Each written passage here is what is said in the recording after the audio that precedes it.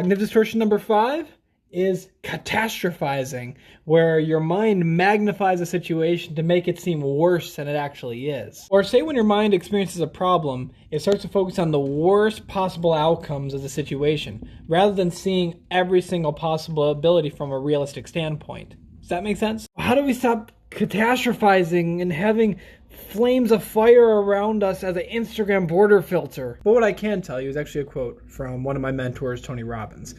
See things as they are, not worse than they are. See things as they are, not worse than they are. Big tip for you all is that we separate the facts from the stories that our minds are telling about the facts. So for example, when we experience a problem, our mind's going to create a story around that problem that can magnify it and make it seem like a catastrophe. So it's important that we separate the facts of the situation from the story that we're creating in our minds about the facts. Does that make sense? And I know some of you might be like, oh, this is all easier said than done, Donald.